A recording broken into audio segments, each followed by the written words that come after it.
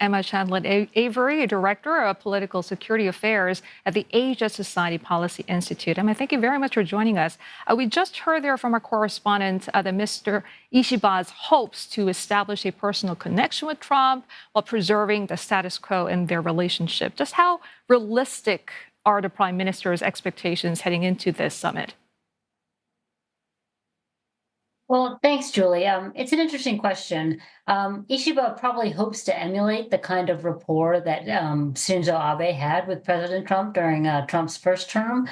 It's somewhat unlikely, I think, that will happen, that kind of chemistry will bloom between the two leaders, but I don't think that's the most important objective of Ishiba going into this meeting either.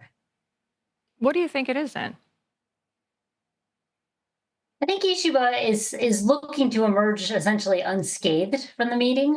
He'd like to maintain the kind of momentum that the U.S.-Japan alliance enjoyed under the Biden administration. He wants to present himself as a strong ally, as someone who is investing in Japan's own defense, as well as expanding its investments into the United States.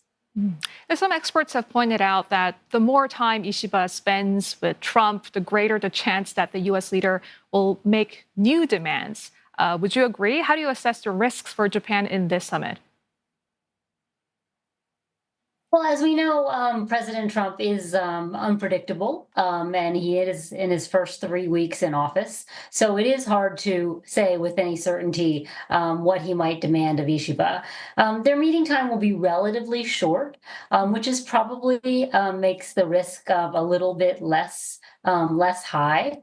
And hopefully Ishiba will get, the affirmation that the U.S.-Japan alliance is strong, that the United States considers Article 5 of the U.S.-Japan Security Treaty as covering the Senkaku Islands, and just reinforcing that Japan is a stable, reliable ally in the Indo-Pacific.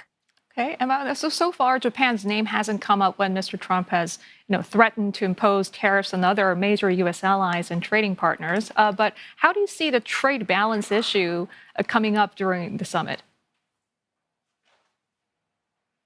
Well, we know that Mr. Trump cares deeply about trade deficits, and indeed, Japan does have a considerable surplus in trade with the United States. So it is entirely possible that that will come up between the two leaders.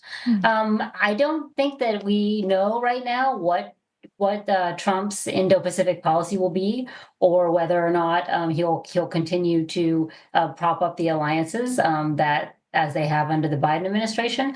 But on the other hand, he's predisposed, I think, to like Japan, somewhat based on his previous rapport with Shinzo Abe, the late Shinzo Abe, who was assassinated several years ago. The issue with Nippon Steel's bid to acquire U.S. steel, it's been blocked by his predecessor, President Biden, could be a sticking point if the issue is to be brought up. Do you think Mr. Trump will be more receptive to the deal, considering his past focus on job creation and economic growth? I think that he is unlikely to change his mind on Nippon Steel. The fact that this came up during the campaign was a very much a contentious issue. I think that for Mr. Ishiba, it would be better if Nippon Steel didn't come up at all, but rather that he emphasized overall Japanese investment into the United States in areas like energy or an expanding AI investment, and not bring up the Nippon Steel issue during this particular summit. You pointed to AI and energy sectors. Will they be seen as enough for Mr. Trump? And if not, what sort of trade-offs will Japan likely have to avoid being drawn into a trade war or further tariffs?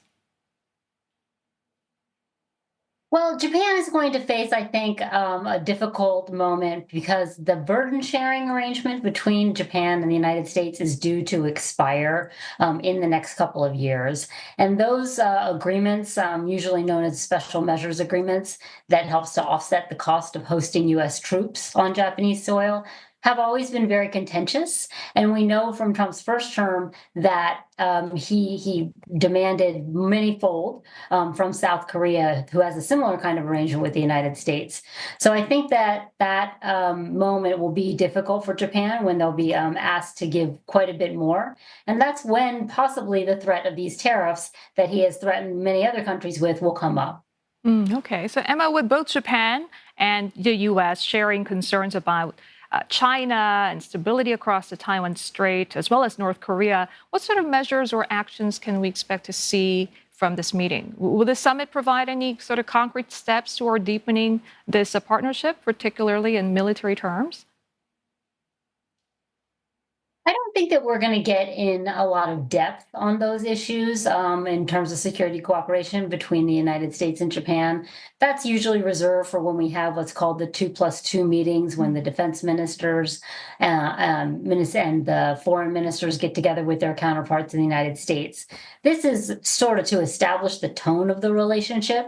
And I think that later on, if ties continue to flourish, then we'll get into those deeper questions about how the two allies will cooperate in the Indo-Pacific. Okay, we'll continue to watch the story. Emma, thank you very much for your insight this morning. Emma Chanlett-Avery, Director of Political Security Affairs at the Asia Society Policy Institute.